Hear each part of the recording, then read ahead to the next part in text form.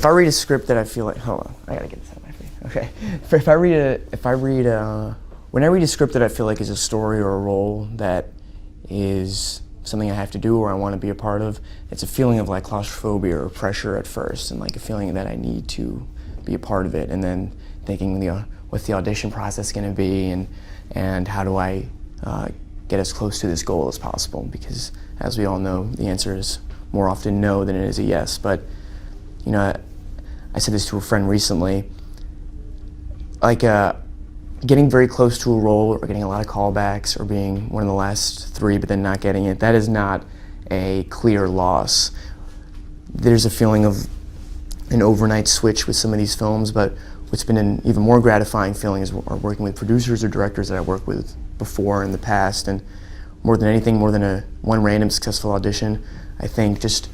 as consistently putting out as much good work as possible in audition form and casting form is a step in the right direction. I think honesty and being as open a book as possible, I think that was the biggest takeaway from the drama high school I went to for me was keep your heart on your sleeve as an actor. That's your instrument. Your ability to make yourself an open wound is what will communicate to the audience and hopefully serve as a therapeutic device for people experiencing something similar to the story. I think that's true of Call Me By Your Name, and we just did the interview with Daniel Kaluuya, and I think that's true of Get Out as well. As it relates to working more professionally and outside of a academically dramatic environment, I think it's adaptability. That's like the strongest suit you can have as an actor. The experience working with Luca Guadagnino is different than the experience working with Greta Gerwig. It was different from the experience working with Christopher Nolan. And as an actor, particularly if you're not the lead of the project, you try to make yourself as clay-like, as malleable as possible. A blip in the radar, a wallflower,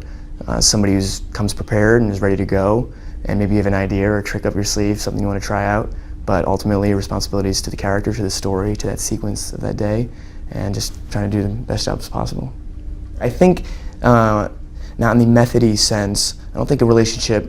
has to mirror what's on screen necessarily, and I think if your characters don't know one another, that could be helpful to have a guardedness or an awkwardness or a wall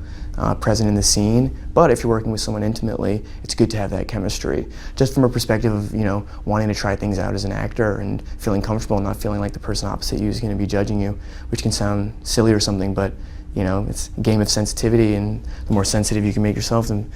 more you're able to communicate usually. So comfort's important, and also I think a working relationship and you know, hopefully the emotional IQ and to know when to step away if your scene partner's having a tough time at things, or know when a word of encouragement can be used, knowing what not to say, but ultimately trying to be the greatest ensemble member as possible, keeping in mind that it's a marathon and not a sprint, and particularly if you are one of the leads on a project that, you know, you're a tone setter of sorts, so you can't exclusively be concerned about your performance, and actually often your performance is aided if you can put your collective conscious on somebody else in the scene or on the story or on the script, and not, you know, what's happening to that line or what inflection you want to use or what have you. That's what makes me want to be an artist. That's what makes me want to be an actor, is that feeling of flow. And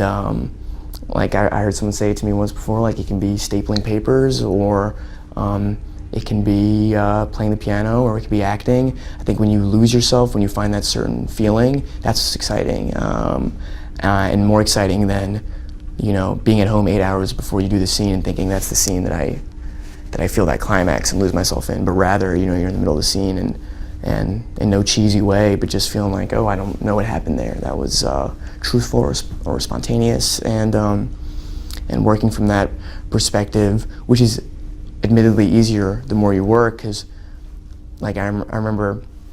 like Craig Gillespie, who directed I, Tonya, he put me in my first pilot ever, one of my first jobs. I remember the audition I had for him, I think I had 3 lines in like a 3-page scene, so I didn't really have much to say. It was a family scene. And I memorized where each family member in the room was, so in this audition my neck was snapping around, and, you know, after the first couple takes, he's like, you know, you just look at the reader and you don't have to keep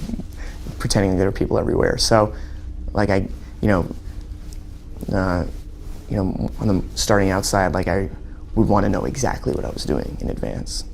and memorize the other dialogue in the scene and what other people were doing. Like the scene with Mr. Perlman at the end of Call Me By Your Name, there's a huge speech, and I usually really like to know what the opposing dialogue is, just for a rhythm of the scene and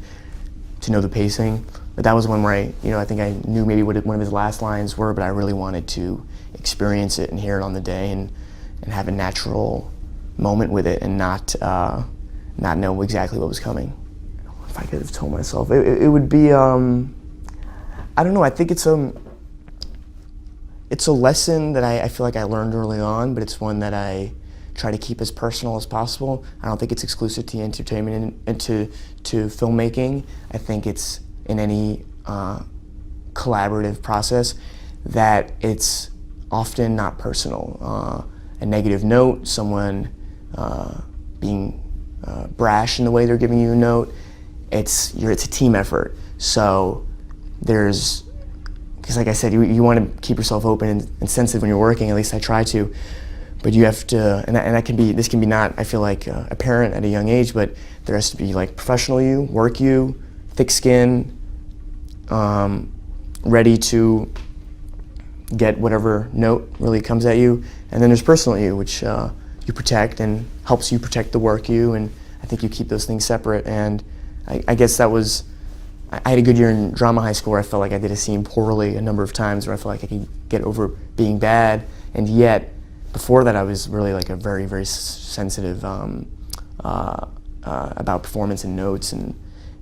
would take things personally when really, I mean, the whole point and the tension as an actor is, your body, your voice, your physicality is your instrument, and yet it's not personal if somebody gives you a note or you're not clicking, you're not getting a scene a certain way.